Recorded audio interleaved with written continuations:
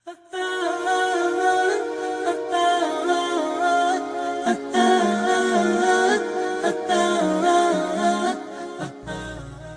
lupa untuk like, share, dan subscribe.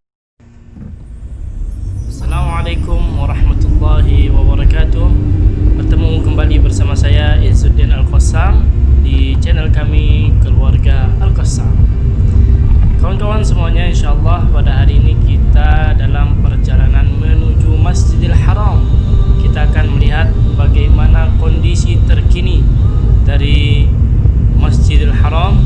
Ini salah satu tempat umat Islam, menjadi tempat tujuan umat Islam seluruh dunia untuk mendatanginya agar bisa melaksanakan ibadah umrah dan juga ibadah haji. Ya, saudaraku yang dirahmati Allah Subhanahu wa taala, di depan kita sudah tampak jelas dari menara Masjidil Haram, ya. Masjid yang sangat didambakan umat Islam. Kita sekarang berada di daerah Jabal Umar. Nah, kita bisa lihat di depan kita sebelah kiri ini ada gedung besar. Ini adalah Hotel Anjum, juga salah satu hotel yang banyak diminati oleh jamaah umrah Indonesia. Dan sebelah kanan kita ini adalah komplek Jabal Umar, ya. Ada beberapa hotel besar dan baru diresmikan. Ada Hotel Hilton, ada Conrad dan lain sebagainya. Nah, kita bisa lihat inilah Masjidil Haram. Sebelah kiri kita perluasan Malik Fahad, dan di depan kita ini ada Tower Zamzam dan juga Darut Tauhid, Hotel Darut Tauhid.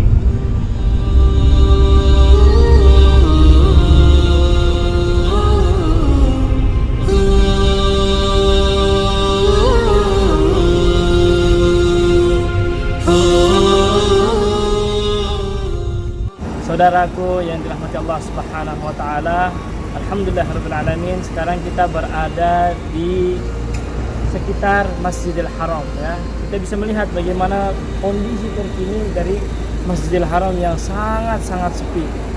Ya, karena Masjidil Haram belum dibuka untuk umum, ya, masih tertutup dan hanya orang-orang tertentu yang boleh untuk masuk ke Masjidil Haram seperti petugas kebersihan dan petugas-petugas lainnya.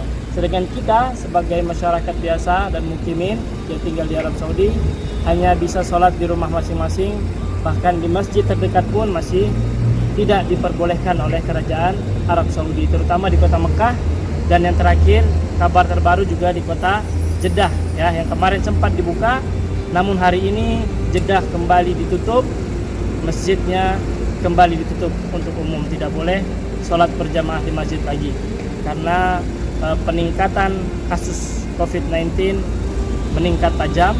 Oleh sebab itu kota Jeddah kembali mengalami jam malam, ya, jam 3 sore hingga jam 6 pagi, dan juga masjid-masjidnya ditutup kembali.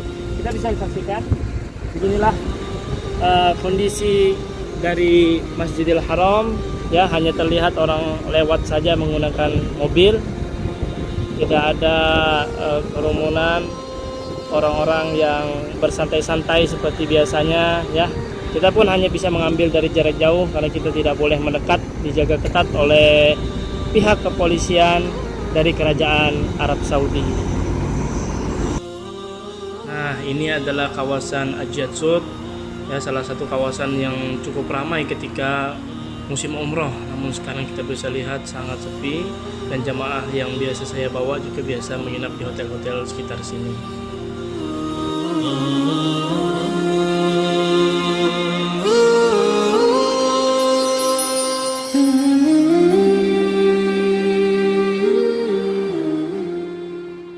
Alright guys, begitulah suasana terkini dari Masjidil Haram, ya, yang bisa kita ambil tadi dari kawasan Jarwal, dekat dari Masjidil Haram, di belakang Hotel Anjum. Begitulah suasana sepinya Masjidil Haram saat ini, ya, karena Masjidil Haram belum boleh dikunjungi oleh masyarakat umum, hanya diperbolehkan untuk orang-orang khusus saja, ya, seperti petugas kebersihan, petugas idarah perkantoran pengurusan Masjidil Haram, dan juga petugas petugas kepolisian dan tentara. Ya, begitulah kondisi dari Masjidil Haram. Ya, sedikit saya infokan bahwasannya Rasulullah SAW bersabda, sholat di Masjidil Haram itu lebih baik dari 100.000 kali sholat di masjid biasa. Nah, itulah salah satu keutamaan yang luar biasa yang dimiliki oleh Masjidil Haram. Sedangkan di Masjid Nabawi itu sama atau lebih baik daripada sholat 1000 kali sholat di masjid yang lainnya.